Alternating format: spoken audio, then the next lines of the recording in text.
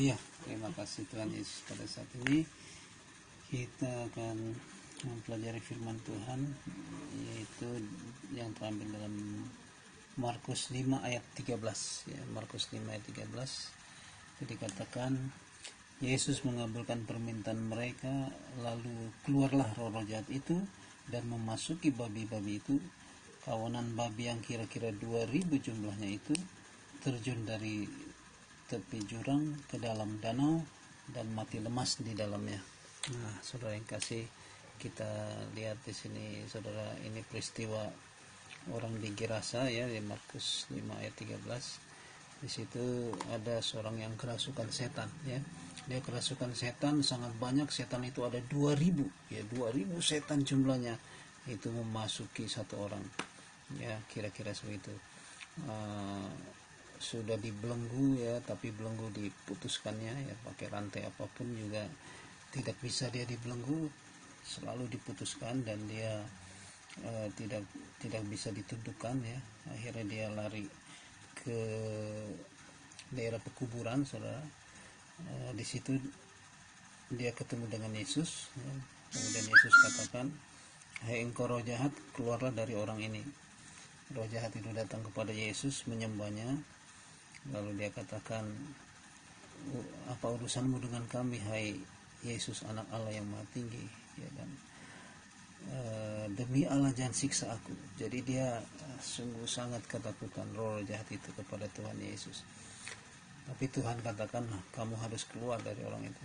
Lalu setan itu meminta kepada Tuhan supaya roh jahat itu bisa memasuki babi-babi itu ya. Jadi dari orang itu yang kira-kira 2000 jumlahnya di dalam orang itu, roh jahat itu meminta kepada Tuhan Yesus supaya dia bisa pindah ke dalam babi-babi yang jumlahnya 2000 ya. Kemudian Tuhan Yesus mengabulkan ya. Di situ dikatakan Markus 5 ayat 13, Yesus mengabulkan permintaan mereka. Luar biasa ya. Yesus mengabulkan permintaan roh-roh jahat supaya masuk ke dalam babi. Ya, di sini sebenarnya saudara, babi itu adalah suatu perumpamaan ya. Babi itu adalah binatang yang walaupun dia dimandiin, dibersihkan ya, tapi begitu dilepas dia akan masuk dalam comberan, dalam kubangan ya, di dalam yang kotor-kotor. Nah, begitu juga saudara, kalau ini adalah suatu gambaran, kalau manusia seperti ini saudara, dia datang ke gereja, kemudian dia minta ampun sama Tuhan, sudah dibersihkan, dibasuh oleh darah Yesus, kemudian dia pulang dari gereja, dia kembali kepada dosa, kembali ke kubangannya, kembali kepada hal-hal yang najis, hal-hal yang kotor. Itu diumpamakan gambarnya babi, saudara. Jadi Tuhan Yesus memberikan izin kepada roh jahat supaya masuk ke dalam babi-babi, saudara. Jadi orang yang mempunyai gambar babi, Tuhan Yesus memberikan izin roh jahat supaya masuk ke dalam orang-orang yang mempunyai gambar babi ini, saudara. Jadi saudara yang kasih, kita harus memiliki gambar roh Allah ya. Kita bukan gambarnya babi ya, tapi kalau kelakuan kita seperti babi, saudara, sudah bertobat tapi masih melakukan yang jahat, saudara percayalah bahwa roh-roh jahat itu bisa memasuki saudara ya. Jadi sebenarnya saudara, kalau saudara benar-benar tekun di dalam Tuhan, membaca firman, berdoa dan melakukan firman Allah, saudara tidak akan dimasuki oleh roh jahat ya. Tidak akan dimasuki roh jahat. Tapi kalau saudara tidak sungguh-sungguh, saya akan memberitahu kepada saudara, ini ayatnya, ayat pegangannya, Yesus mengabulkan permintaan roh-roh jahat, lalu keluarlah roh-roh jahat itu dan memasuki babi-babi itu, kawanan babi yang kira-kira 2000 jumlahnya ya. Saudara yang kasih, kita dengan roh jahat lebih kuat mana? Ya lebih kuat roh, saudara ya, lebih kuat roh. Kadang-kadang keinginan kita dengan keinginan roh jahat lebih kuat keinginan roh jahat, saudara. Jadi ada seseorang, ya ini kesaksian juga, seorang teman saya, saudara, dia setiap hari dia sakit pusing ya kan. Kemudian dia ke dokter saraf, ternyata dia kena saraf ya, dikasih obat saraf, kasih obat tidur, kasih obat penenang ya, kasih obat macam-macam saudara. Saya yang ngurus, saya yang terus beli obatnya ya, karena suami ini ya, dia punya anak dan istri, tapi anak dan istrinya juga tidak mau lagi ya ngurus dia. Akhirnya saya yang ngurus beli obat ya, kasihan juga sebenarnya. Tapi pada suatu ketika saya sibuk kerja, saya tidak bisa membeli obat tidurnya selama 1 minggu ya. Kemudian dia berdoa sama Tuhan, Tuhan udah gak ada obat lagi ya kan. Dia terus berdoa, dia marah sama saya, cuman dia terus lagi berdoa kepada Tuhan.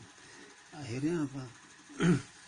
Dia bilang dia seperti ada yang keluar ya, roh jahat keluar dari tubuhnya karena dia minta kepada Tuhan.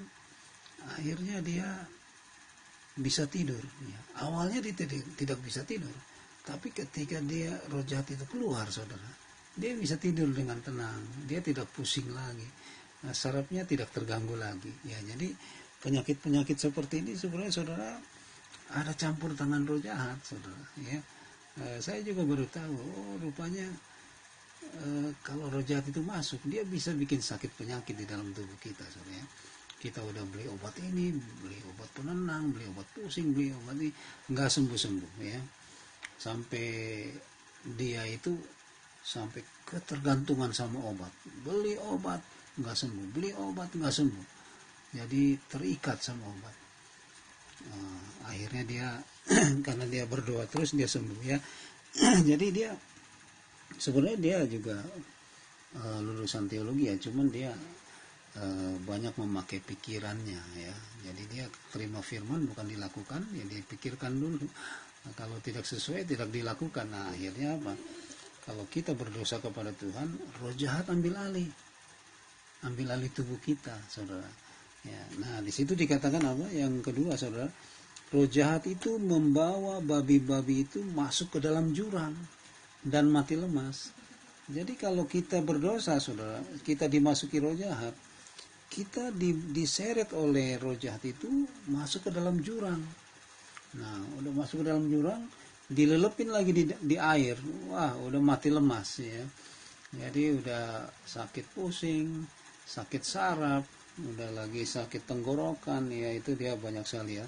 Sampai dilelepin sama roh jahat sampai mati lemas saudara. Nah ini saudara ya, saudara mau keluar dari ikatan-ikatan ini saudara, gampang saudara ya. Saudara bergumul, saudara berdoa terus minta Tuhan sampai Tuhan memberikan kekuatan kepada saudara sehingga roh jahat itu bisa keluar dari tubuh saudara. Saudara bebas ya, tidak sakit lagi, saudara bisa kerja ya. Kadang-kadang saudara tidak punya inspirasi, Tuhan kasih inspirasi. Pikirannya kurang bagus ya, artinya maaf kata ya, pikirannya bego, Tuhan kasih kepintaran kepada saudara sehingga saudara cerdas, saudara sehat, saudara bisa kerja, saudara bisa survive ya dalam kehidupan ini, sehingga saudara akhirnya menjadi garam ya. Garam itu apa? Orang yang berpengaruh ya, orang yang sangat berpengaruh. Nah, itu garam dunia. Nah, garam itu adalah sesuatu yang berpengaruh. Kalau saudara masih masak nasi goreng, kasih sedikit garam, dia pengaruh asinnya sedikit ya. Pengaruh asinnya sangat kuat ya. Sedikit garam, nasi goreng 1 piring kasih 1 sendok garam, mau keasinan ya. Jadi sedikit aja itu udah pengaruhnya luar biasa. Jadi kita adalah orang-orang yang berpengaruh. Tuhan katakan kamu garam dunia. Pengaruhnya bukan hanya di Kelapa Gading saudara, tapi pengaruhnya saudara sampai ke Jakarta, sampai ke Bandung, sampai ke seluruh dunia. Itu level Tuhan ya. Kalau usaha kita jadi tidak bisa jadi garam, tapi bersama Tuhan saudara akan jadi garam ya. Jadi inilah saudara yang kekasih, hati-hati terhadap roh jahat ya saudara. Tuhan memberikan izin kepada roh jahat masuk ke dalam babi ya. Rubah gambar saudara, jangan menjadi gambar babi. rubah gambar saudara menjadi gambar anak Allah, ya. Maka saudara akan diberikan kuasa, diberikan power, diberikan sukacita, kelepasan, kebebasan, ya, sampai saudara benar-benar menjadi orang yang diberkati Tuhan, menjadi murid Tuhan, ya. Inilah saudara firman Tuhan pada saat ini. Berbahagialah mereka yang mendengarkan dan melakukan firman Allah. Haleluya, amin.